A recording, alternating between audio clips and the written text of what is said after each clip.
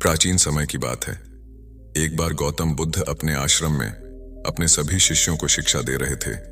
वो अपने शिष्यों को यही समझा रहे थे कि दुनिया की सबसे तेज छुरी हमारी जुबान है और सबसे खतरनाक हथियार हमारे शब्द होते हैं, जो बिना खून बहाए लोगों को अंदर ही अंदर मार सकते हैं।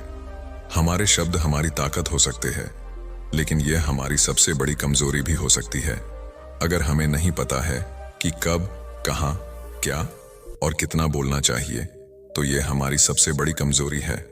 और यदि हम सही समय पर सही इरादे के साथ शब्दों का प्रयोग करें, तो यह हमें एक सफल इंसान बनाने में सहायता करती है।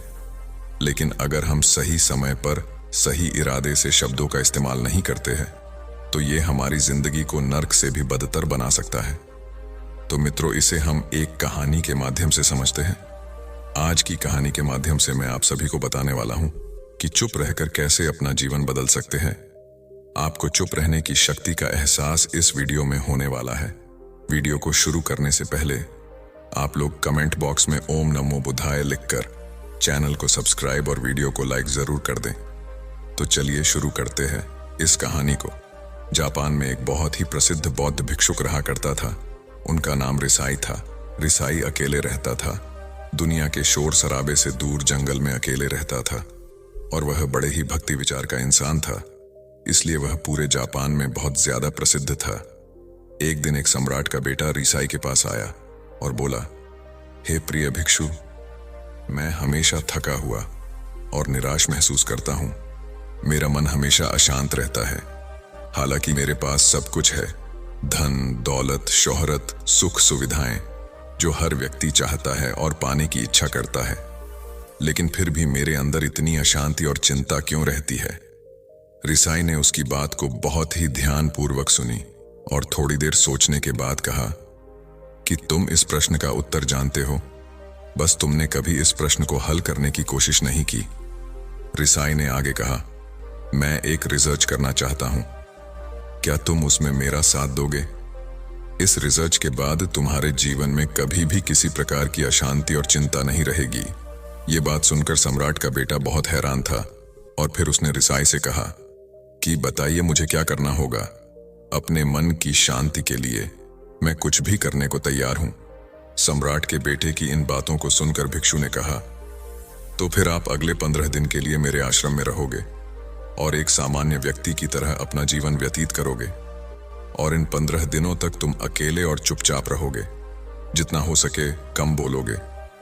सम्राट का बेटा उस भिक्षु की बात सुनकर मान गया और वह उस आश्रम में रहने के लिए तैयार हो गया। पहले दिन सम्राट के बेटे को लगा कि उसका मन सामान्य से अधिक अशांत और विचलित है। उसके मन में तरह तरह के विचार आ रहे थे और वह सामान्य लोगों की तरह जीवन को जीने में असहज महसूस कर रहा था। उसे अंदर से बोलने की इच्छा हो रही थी, लेकिन वह चुपचाप था।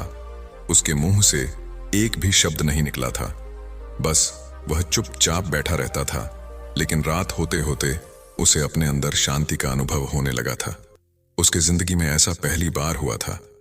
उसके लिए यह अनुभव अजीब था। वह अकेले बैठा था और खुद से पूछ रहा था कि वह अंदर ही अंदर इतना खुश क्यों है और उसकी आंतरिक बेचैनी और चिंता कम क्यों होने लगी। अगले दिन सम्राट का बेटा अकेले चुपचाप बैठा था और प्रकृति को ध्यान से देख रहा था। वह पौधों को, फूलों को और आकाश में उड़ने वाली पक्षियों को देख रहा था। वह अपने जीवन में पहली बार इस अद्भुत दृश्य को देख रहा था और महसूस कर रहा था कि उसके पास कितनी सुंदरता है।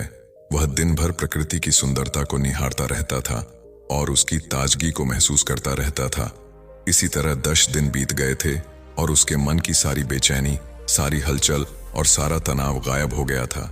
11वें दिन की सुबह सम्राट का बेटा फिर से एकांत में बैठा था और कुछ ही देर में उसकी आंखें अपने आप बंद हो गईं और वह गहरे ध्यान में चला गया। वह पूरे दिन वहीं पर आंखें बंद करके बैठा रहा और गहरे ध्यान में डूबा रहा। उसके मन में न कोई प्रश्न था और न ही किसी प्रकार की चिंता थी। सम्राट का बेटा अंदर से असीम शांति और आनंद से भर गया था और वह अपने बाकी के 4 दिन इसी तरह से बताएं। जब वह 15 दिन के बाद रिसाई के सामने आया और रिसाई को प्रणाम करके बोला, प्रिय भिक्षु, मुझे उत्तर मिल गया कि मेरे मन में इतनी उथल पुथल और चिंता क्यों थी। मैं जान गया कि मेरा मन इतना अशांत और विचलित क्यों था।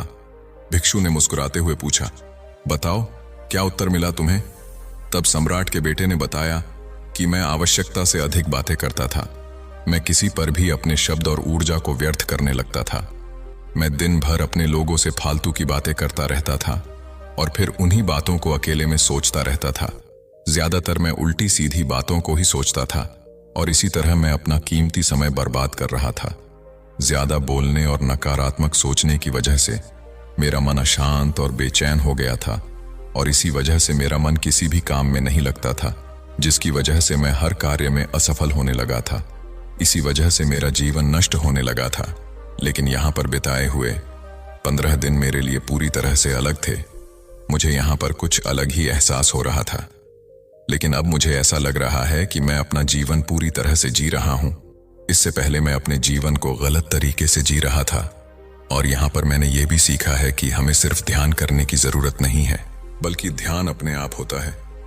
जब हम शांत और मौन रहते हैं तो ये हमें अंदर ही अंदर मजबूत बना देता है। यह सुनकर रिसाई ने कहा, सिर्फ तुम ही नहीं बल्कि दुनिया के ज्यादातर लोग जरूरत से ज्यादा बोलते हैं। आज भी लोग ज्यादातर समय एक दूसरे को नीचा दिखाने के लिए बोलते हैं। कुछ लोग न चाहते हुए भी बात करते हैं और अपना जीवन बर्बाद करते हैं। रिसाई ने सम्राट के बेटे को चुप रहने का महत्व समझाते हुए कहा।